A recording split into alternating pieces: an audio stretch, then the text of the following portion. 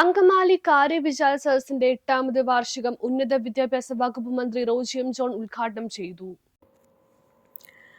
വ്യത്യസ്ത അഭിപ്രായങ്ങളെ സംയമനത്തോടെ സമീപിക്കുവാൻ പ്രാപ്തരാക്കുന്ന പൊതുവേദികളാണ് നമുക്കിന്ന് ആവശ്യം. സഹിഷ്ണുതയോടെ വിഷയങ്ങൾ ചർച്ച ചെയ്യുവാനും അപരന്റെ അഭിപ്രായങ്ങൾ മാനിക്കുവാനും സ്വന്തം അഭിപ്രായങ്ങളും നിലപാടുകളുടെയും തനിമ സുതാര്യമായി ബോധ്യപ്പെടുത്തുവാനും ഇതിലൂടെ കഴിയുമെന്ന് അങ്കമാലി കാര്യവിചാര സദസ്സിന്റെ 8ാമത് വാർഷികം ഉന്നത വിദ്യാഭ്യാസ വകുപ്പ് മന്ത്രി റോജി എം ജോൺ ഉദ്ഘാടനം ചെയ്തുകൊണ്ട് അഭിപ്രായപ്പെട്ടു. സന്ധ്യയായി ഉച്ചയ്ക്ക് ശേഷമായാൽ പടിഞ്ഞാറ് വശത്ത് കത്തിക്കണം എന്ന് പറയുന്ന ആളുകളുണ്ട്. അവിടുന്ന് അത് ആന്റി ക്ലോക്ക് വൈസ് പോകണം എന്ന് പറയുന്ന ആളുകളുണ്ട്. ചെരുപ്പ് ഊരിയിട്ടിട്ട് കത്തിക്കണം എന്ന് വിശ്വസിക്കുന്ന ആളുകളുണ്ട്. ചില ആളുകൾ ചെരുപ്പ് ഊരിയിട്ടിട്ടാണ് തിരി കത്തിക്കുക. ഇത് കത്തിക്കാനേ പാടില്ല എന്ന് പറയുന്ന ആളുകളും ഉണ്ട്. അതുകൊണ്ട് നമ്മുടെ വിളക്ക് കത്തിക്കുന്നത് വിശ്വാസത്തിന് നിരക്കാത്തതായതുകൊണ്ട് വിളക്ക് കത്തിക്കാത്ത ആളുകളുമുണ്ട്. അപ്പൊ ഇതിൽ ഏതാണ് ശരിയെന്ന് നമുക്ക് ആർക്കും പറയാൻ സാധിക്കില്ല. അപ്പൊ ഇതിനകത്തൊന്നും എന്താ പറയുക, അബ്സല്യൂട്ട് ശരികളില്ല. ഇതൊക്കെ ഓരോരുത്തരുടെയും വിശ്വാസങ്ങളും ഓരോരുത്തരുടെയും കാഴ്ചപ്പാടുകളും ഓരോരുത്തരുടെയും അഭിപ്രായങ്ങളുമാണ്. പക്ഷേ ഈ അഭിപ്രായങ്ങളൊക്കെ പങ്കുവയ്ക്കുവാനും ഇത് പരസ്പരം മനസ്സിലാക്കുവാനും ഉള്ള വേദികൾ ഉണ്ടാവുക എന്നുള്ളത് വളരെ പ്രധാനപ്പെട്ടതാണ്.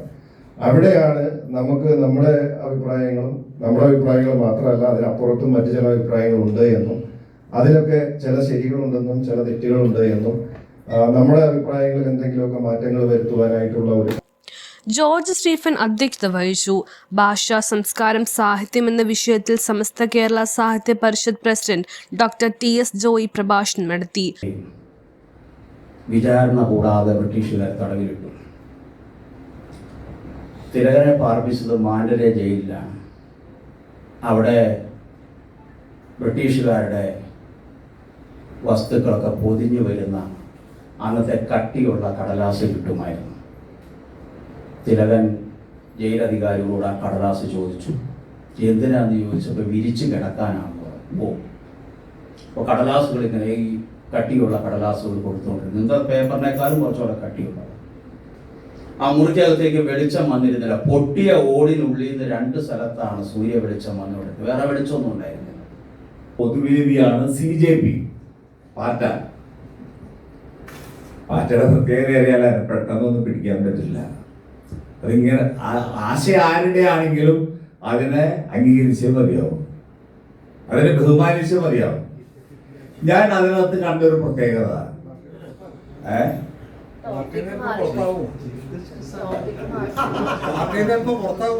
പുറത്താവുന്നല്ലോ പ്രശ്നം, പാർട്ടി പുറത്താവുന്നല്ല, യാഥാർത്ഥ്യത്തെ പറയുന്നതാണ്.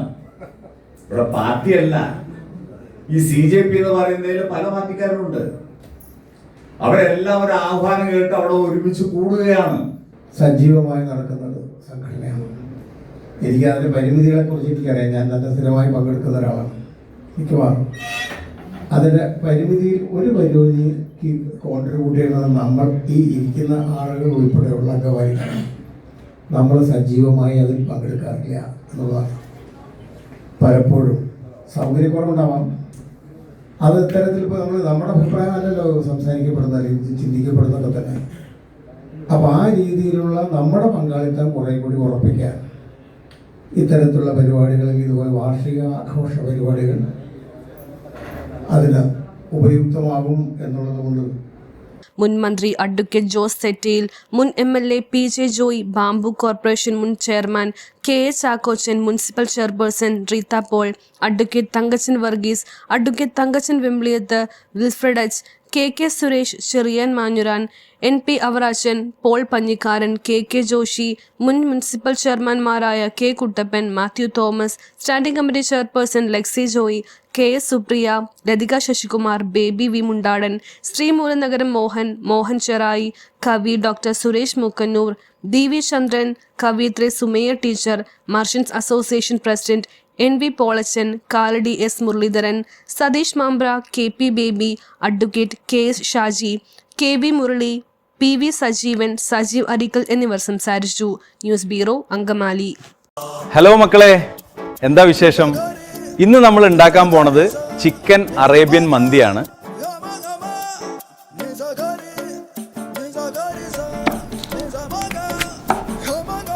നല്ല മസാല അരച്ച് ഇറച്ചിയിൽ പുരട്ടി വെക്കും.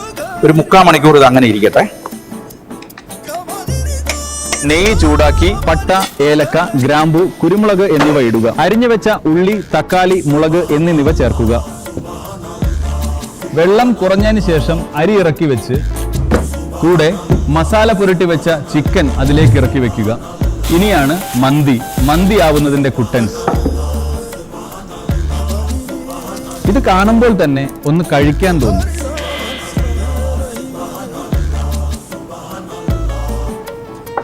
ഇവിടെ മന്തി മാത്രമല്ല കേട്ടോ ഉള്ളത്. Calf chicken, Chinese biryani, shark, BBQ chicken തുടങ്ങിയ അറേബ്യൻ, ചൈനീസ്, അതുപോലെ നമ്മുടെ സ്വന്തം ഇന്ത്യൻ നാടൻ ഭക്ഷണങ്ങൾ വരെ നമ്മുടെ സ്വന്തം സോൾട്ട് റെസ്റ്റോറന്റ് ഉണ്ട്.